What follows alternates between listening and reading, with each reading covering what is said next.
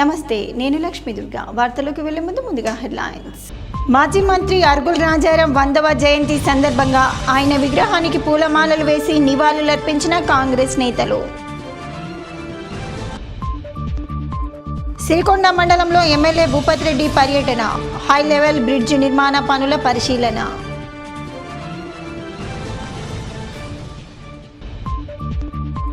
Senior పాత్రికేయుడు Ashok కుటుంబాన్ని పరామర్శించిన బాల్కొండ నియోజకవర్గ Congress party incharge Sunil Reddy. 2 లక్షల రుణమాఫీకి భీమ్గల్లో రైతన్న హర్షం, సీఎం రేవంత్ రెడ్డి చిత్రపటానికి పాలాభిషేకం.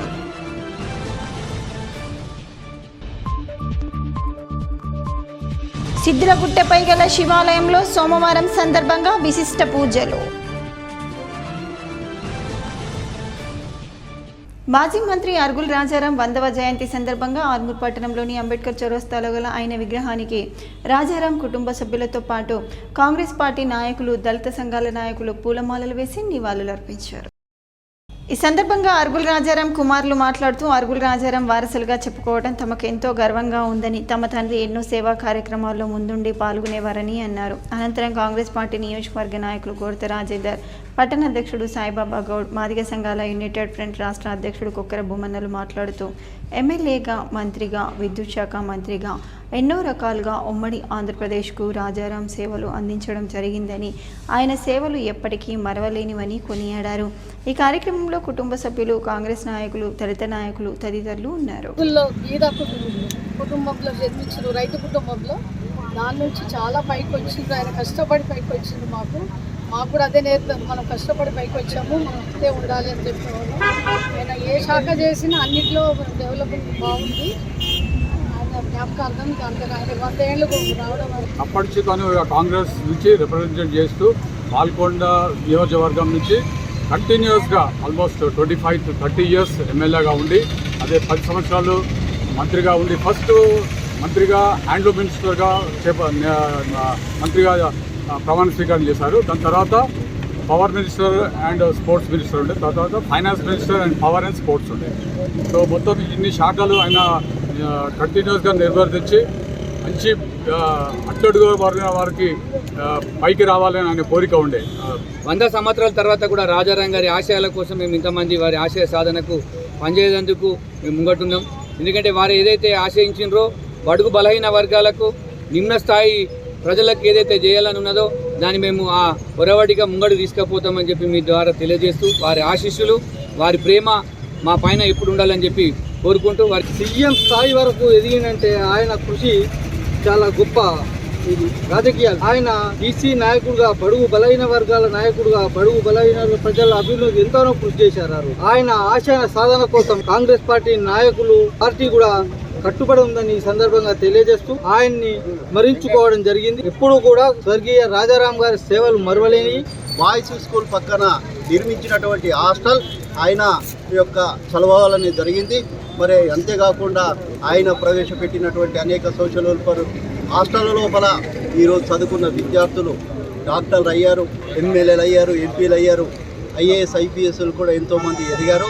మరి దీనికి అంతటికీ ఆయన యొక్క చొరవ ఎంతో గణనీయమైనది అని చెప్పేసి స్పష్టం చేస్తూ, ఆర్మూర్ పట్టణంలో ప్రఖ్యాతిగాంచిన నవనాథ సిద్ధులగుట్టపై సోమవారం సందర్భంగా ప్రత్యేక పూజలు, అభిషేకాలు నిర్వహించారు.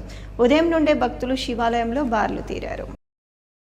నందీశ్వర మహారాజా ఆధ్వర్యంలో స్వామివారి పల్లకి సేవ, భజన కార్యక్రమాలతో కన్నుల పండగగా కొనసాగింది. దాతల సహకారంతో ఆలయ కమిటీ ఆధ్వర్యంలో ఏర్పాటు చేసిన అన్నదాన కార్యక్రమంలో భక్తులు పెద్ద సంఖ్యలో పాల్గొని అన్నప్రసాదాలు స్వీకరించారు. ఈ సందర్భంగా ఆలయ కమిటీ సభ్యులు, అర్చకులు మాట్లాడుతూ, ప్రతి సోమవారం సిద్ధులగుట్టపై గల ఆలయాల్లో ప్రత్యేక పూజలు నిర్వహించడంతో పాటు పల్లకి సేవ కార్యక్రమాన్ని కన్నుల పండగగా కొనసాగిస్తామని తెలిపారు. భక్తులకు అన్ని రకాల సౌకర్యాలు సిద్ధులగుట్టపై ఏర్పాటు చేయడం జరిగిందని కొనియాడారు. ఈ కార్యక్రమంలో ఆలయ కమిటీ సభ్యులు, ఆలయ అర్చకులు, సేవా సమితి సభ్యులు, భజన మండలి సభ్యులు, భక్తులు తదితరులు ఉన్నారు. సోమవారం కూడా బ్రహ్మాండంగా నిర్వహిస్తున్నటువంటి ఈ పల్లకి సేవ మరియు అన్నప్రసాద వితరణ కార్యక్రమానికి విశేషంగా వచ్చేస్తున్నటువంటి భక్తులందరికీ కూడా స్వాగతం. ప్రాంతం భక్తులు ఎవరైనా విరాళాలు ఇవ్వదలుచుకుంటే 11,000 రూపాయలు కనుక ఇచ్చినట్టయితే వారి పేరు మీద ఆ రోజు అన్న ప్రసాదించిన కార్యక్రమం కొనసాగుతుంది. కానీ ధన రూపేణ కానీ ఇచ్చి నవనాథ సిద్ధేశ్వరుల కృపకు పాత్రలు కావాలని కోరుతున్నాం.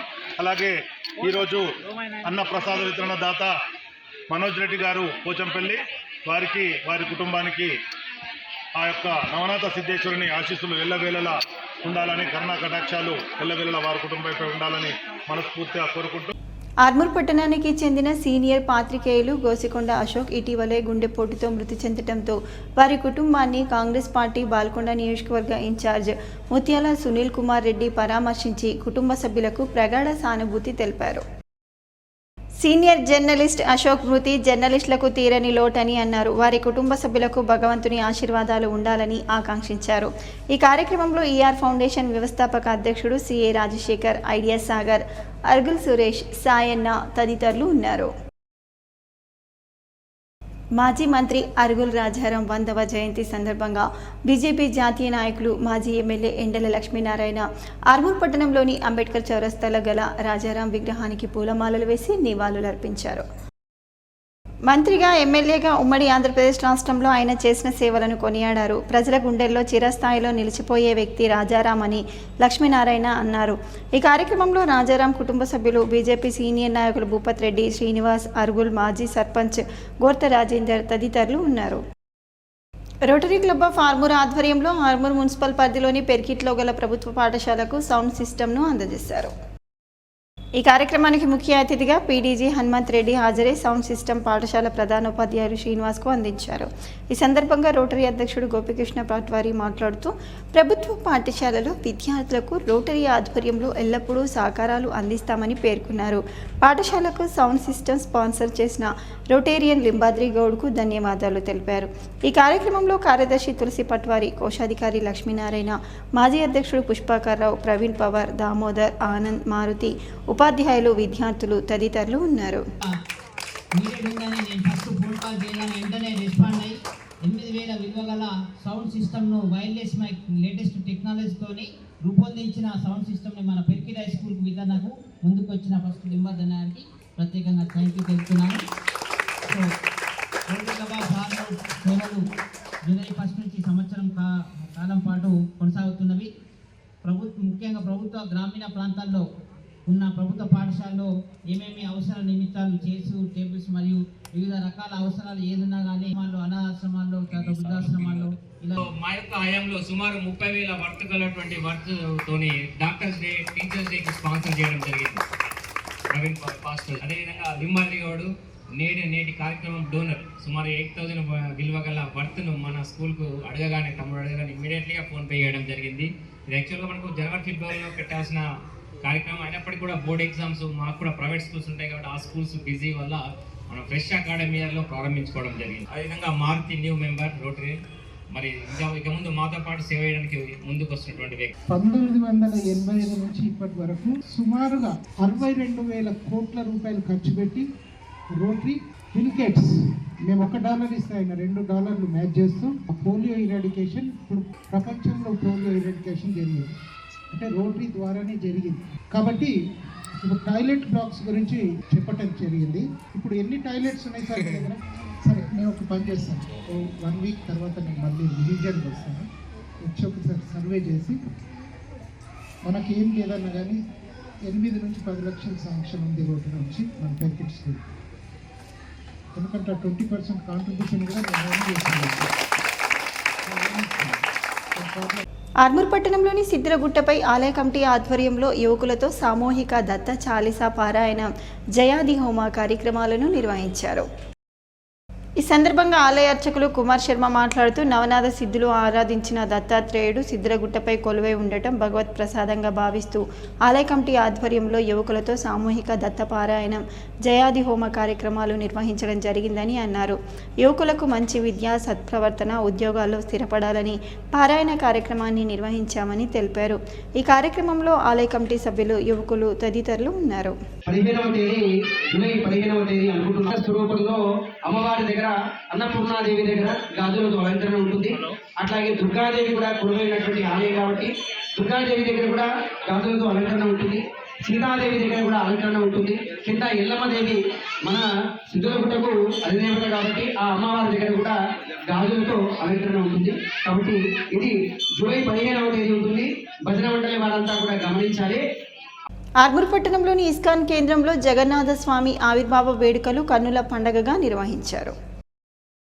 ఈ సందర్భంగా జగన్నాథ, బాలదేవ్, సుభద్ర మాయ వద్ద పంచామృతాలతో తయారు చేసిన కుండల వేలంపాట నిర్వహించగా భక్తులు 25,000కు వేలంపాటలో దక్కించుకున్నారు. అనంతరం భక్తులు పాల్గొని భగవద్గీత పారాయణం, భజన, కీర్తన, హరినామ స్మరణతో జగన్నాథుని స్మరించుకున్నారు.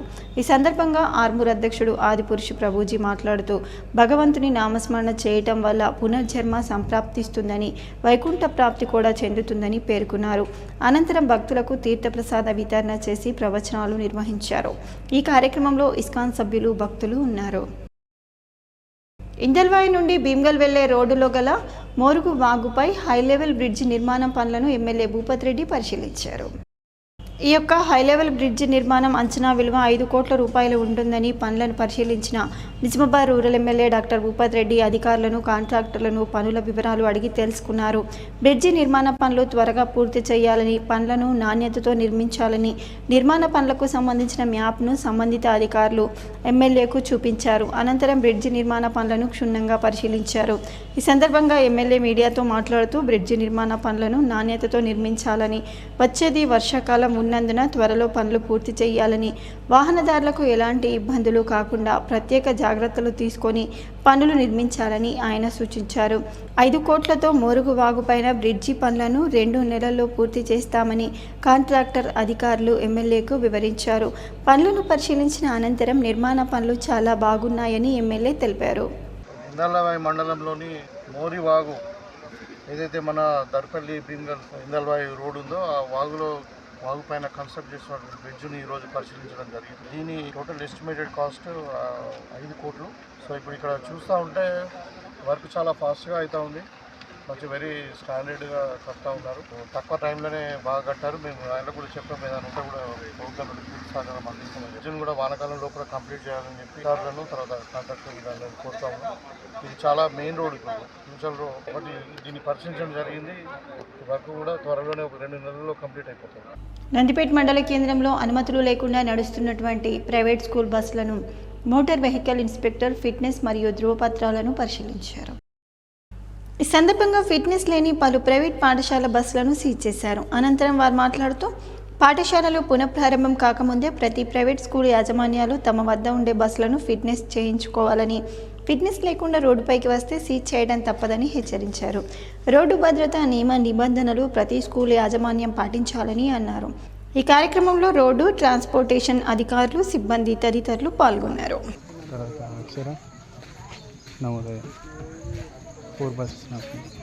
సీఎం రేవంత్ రెడ్డి ఏకకాలంలో 2 లక్షల రుణమాఫీ ప్రకటించడంతో భీమ్గల్ రైతులు హర్షం వ్యక్తం చేశారు. తెలంగాణ రాష్ట్రంలోని రైతులకు 2 లక్షల రుణమాఫీ చేస్తామని రాహుల్ గాంధీ వరంగల్ డిక్లరేషన్లో భాగంగా ప్రకటించిన నేపథ్యంలో ముఖ్యమంత్రి రేవంత్ రెడ్డి కేబినెట్ సమావేశంలో ఏకకాలంలో 2 లక్షల రుణమాఫీని ప్రకటించిన నేపథ్యంలో భీమ్గల్ మండల కేంద్రంలో బస్టాండ్ దగ్గర సీఎం రేవంత్ రెడ్డి చిత్రపటానికి పాలాభిషేకం చేశారు. భీమ్గల్ మండల అధ్యక్షుడు బొద్రేస్వామి మాట్లాడుతూ రైతులకు ఏకకాలంలో 2 లక్షల రుణమాఫీ చేస్తామని చెప్పిన విధంగా మాఫీ చేస్తున్నామని, అలాగే కళ్యాణ లక్ష్మి పథకం కూడా తొందరలోనే నెరవేరుస్తామని చెప్పడం జరిగిందని, అలాగే ఇచ్చిన 6 గ్యారంటీలను నెరవేరుస్తున్న ప్రభుత్వం కాంగ్రెస్ అని చెప్పిన విధంగా అన్నీ చేస్తున్నామని, 6 నెలల్లోనే ఇచ్చిన హామీలను నెరవేరుస్తున్నామని చెప్పారు. భీమ్గల్ మున్సిపల్లో జరిగే ఎలక్షన్లో అన్ని స్థానాలు గెలిచి మున్సిపల్ కాంగ్రెస్ కైవసం చేసుకుంటుందని తెలిపారు. ఈ కార్యక్రమంలో జేజే నర్సయ్య, అనంతరావు, గోపాల్ నాయక్, వాకా మహేష్, శివ, క్రాంతి, కుంట రమేష్, రాజు, రంజిత్ తదితరులు పాల్గొన్నారు. గౌరవనీయులు శ్రీ రాహుల్ గాంధీ గారు రైతులకు 2 లక్షల రుణమాఫీ చేస్తామని చెప్పేసి ఏదైతే మాట ఇచ్చిందో ఆ మాటకు కట్టుబడి ఈరోజు క్యాబినెట్ రాష్ట్ర ప్రభుత్వం క్యాబినెట్ ఆమోదం పొంది రైతులకు 15th ఆగస్టు వరకల్లా ఏకకాలంలో రుణమాఫీ చేస్తామని చెప్పేసి ఏదైతే క్యాబినెట్ ఆమోదించిందో అది రైతులకు శుభ పరిణామం. కాంగ్రెస్ పార్టీ ఎప్పుడు కూడా రైతు క్షేమం కోరుతుంది. పోయే రోజుల్లో రైతు భరోసా కూడా ప్రతి రైతుకు త్వరలోనే అందజేయడం జరుగుతుందని ముఖ్యమంత్రి గారు చెప్పారు. అట్లాగే రాష్ట్ర ప్రభుత్వం ఏదైతే గత ఎన్నికల్లో ఇచ్చిన హామీ ప్రకారం కళ్యాణ లక్ష్మి కానీ, అట్లాగే ఇందిరమ్మ ఇల్లు కానీ, 2500 మహాలక్ష్మి పెన్షన్ కానీ అన్నీ కూడా విడతల వారీగా తప్పకుండా రాష్ట్ర ప్రభుత్వం చేస్తుంది అని చెప్పేసి కాంగ్రెస్ మేము హామీ ఇస్తున్నాం. ఎక్కడెక్కడో ప్రజలను తప్పుదో పట్టించే మాటలు మాట్లాడే వాళ్ళందరి నోరు మూసే రకంగా ఈరోజు రాష్ట్ర ప్రభుత్వం నిర్ణయం తీసుకుంది. రైతుల పక్షాన Congress CPIML Prajapanth mass line రాష్ట్ర కార్యదర్శి కామ్రేడ్ దుర్గంపూడి వెంకటకృష్ణ 2వ వర్ధంతి సందర్భంగా భీమ్గల్ మండల పరిధిలో మెండోరా గ్రామంలో జనరల్ బాడీ ఏర్పాటు చేశారు. ఈ సందర్భంగా సిపిఐఎంఎల్ ప్రజాపంత్ మాస్ లైన్ రాష్ట్ర కార్యదర్శి వర్గ సభ్యులు ప్రభాకర్ మాట్లాడుతూ అమరుడు ప్రజాపంత్ పార్టీ నిర్మాణ క్రియాశీలి కామ్రేడ్ దుర్గంపూడి వెంకటకృష్ణ 2వ వర్ధంతి సందర్భంగా నిజామాబాద్లో రేడియో స్టేషన్కు ఎదురుగా నాల్కల్ రోడ్లో వారి స్మారక స్తూపాన్ని సిపిఐఎంఎల్ మాస్ లైన్ పార్టీ ఏర్పాటు చేయడం జరిగిందని, ఈ నెల 26వ తేదీన నిజామాబాద్ ప్రాంతంలో స్తూప ఆవిష్కరణ కార్యక్రమం మరియు బహిరంగ సభ ఉంటుందని వారు తెలియజేశారు.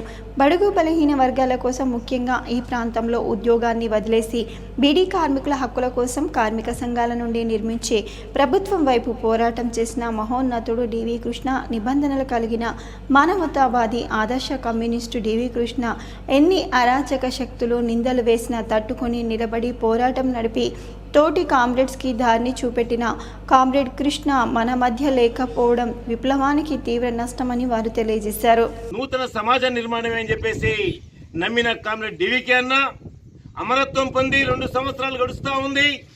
ఈ 2 సంవత్సరాల సందర్భంగా తన జ్ఞాపకార్థం తనని ఎప్పటికి కూడా మననం చేసుకోవడానికి నిజామాబాద్ జిల్లా కేంద్రంలో పెద్ద ఎత్తున ఒక స్తూప నిర్మాణాన్ని చేసుకొని 26వ తేదీ 2వ వర్ధంతి సందర్భంగా అది ఆవిష్కరించుకోబోతా ఉన్నాం. దీనికి సంబంధించి మా పార్టీ కేంద్ర కార్యదర్శిని ఆహ్వానిస్తా ఉన్నాం.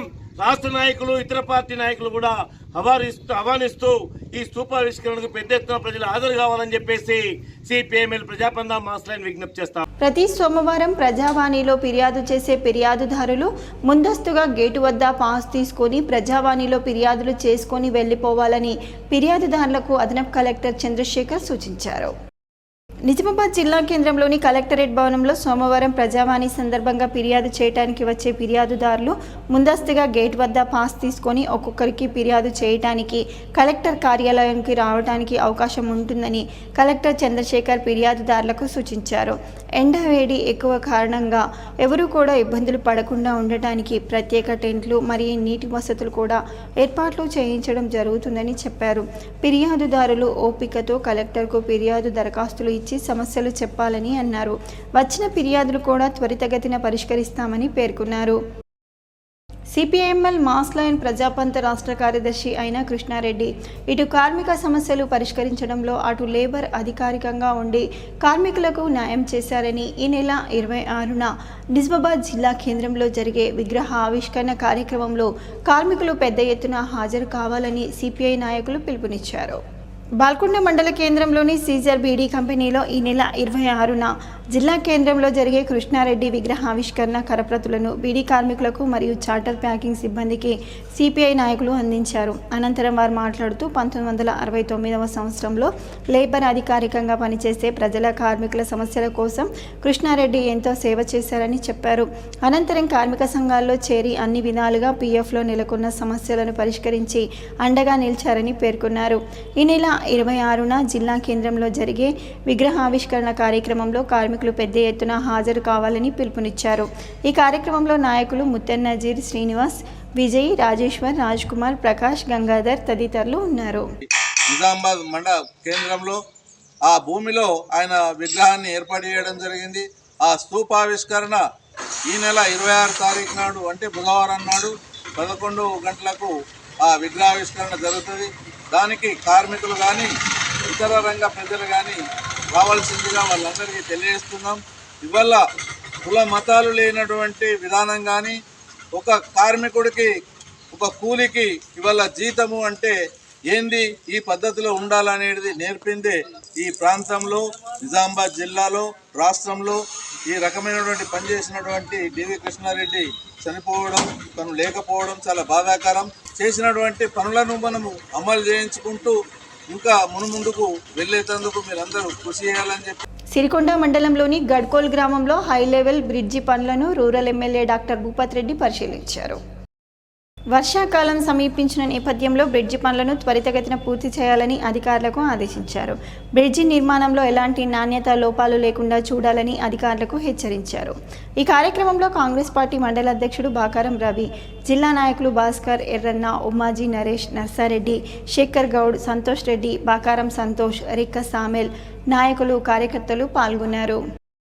నీట్ లీకేజీ పైన బాధ్యత వహించి ప్రధాని దేశ ప్రజలకు క్షమాపణ చెప్పాలని, నీట్ పరీక్ష నిర్వహణ రాష్ట్రాలకు ఇవ్వాలని డిమాండ్ చేస్తూ విద్యార్థి సంఘాల ఆధ్వర్యంలో ఆర్ఎన్బి గెస్ట్ హౌస్లో వాల్ పోస్టర్లను ఆవిష్కరించారు. ఈ సందర్భంగా ఏఐఎస్ఎఫ్ జిల్లా ప్రధాన కార్యదర్శి రఘురాం, పీడీఎస్యు జిల్లా ప్రధాన కార్యదర్శి రాజేశ్వర్లు మాట్లాడుతూ ఎంబీబీఎస్ ఇతర వైద్య విద్య కోర్సుల్లో ప్రవేశాలకు నిర్వహించిన నీట్ యూజీ ఎంట్రన్స్లో అవకతవకలు జరిగాయన్న ఆరోపణలకు సంబంధించి దేశవ్యాప్తంగా విద్యార్థులు, వారి తల్లిదండ్రుల్లో నెలకొన్న అనుమానాలను ఉన్న దేశ ప్రధాని మోదీ స్పందించకపోవడం సిగ్గుచేటని, బీహార్లో 30 లక్షలకు నీట్ ప్రశ్నాపత్రాలు విక్రయించారని, ఈ వ్యవహారంలో అరెస్టులు జరుగుతున్నాయని వార్తలు వస్తున్నప్పటికీ కేంద్ర ప్రభుత్వం నిమ్మకు నీరెత్తినట్లు వ్యవహరించడం దారుణమని నరేంద్ర మోడీ ప్రభుత్వంపై వారు మండిపడ్డారు.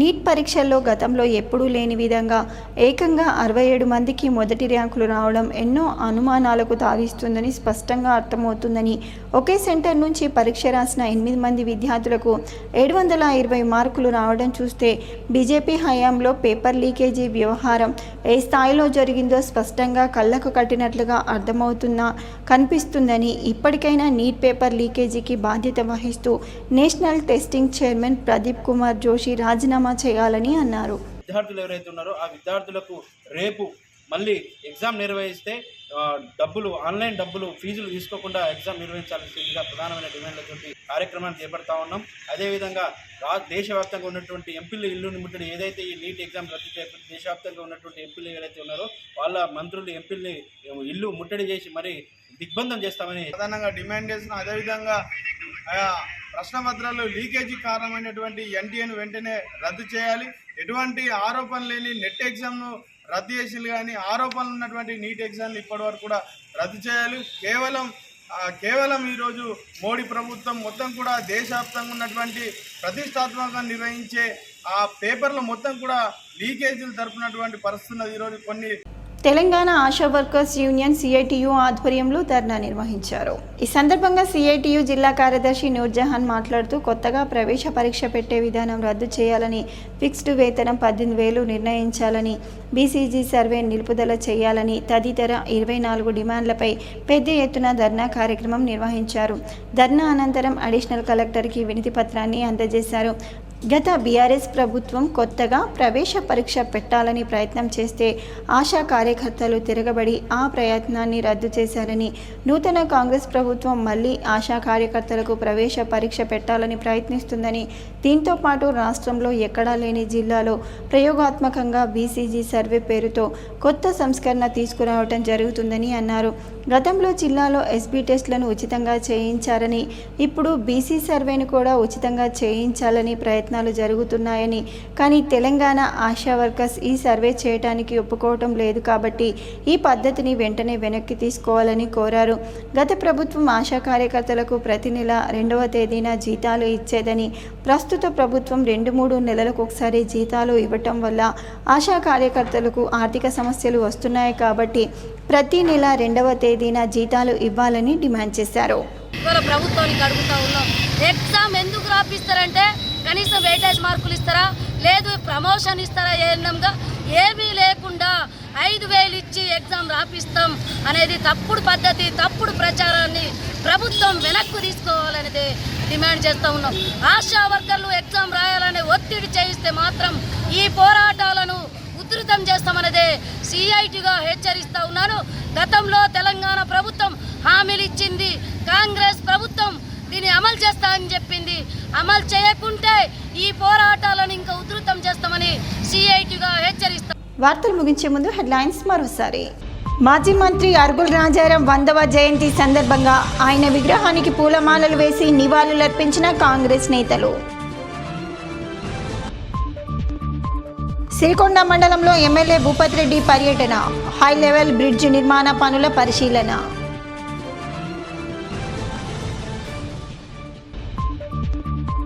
సీనియర్ పాత్రికేయుడు అశోక్ కుటుంబాన్ని పరామర్శించిన బాల్కొండ నియోజకవర్గ కాంగ్రెస్ పార్టీ ఇన్ఛార్జ్ సునీల్ రెడ్డి. 2 లక్షల రుణమాఫీకి భీమ్గల్లో రైతన్న హర్షం. సీఎం రేవంత్ రెడ్డి చిత్రపటానికి పాలాభిషేకం.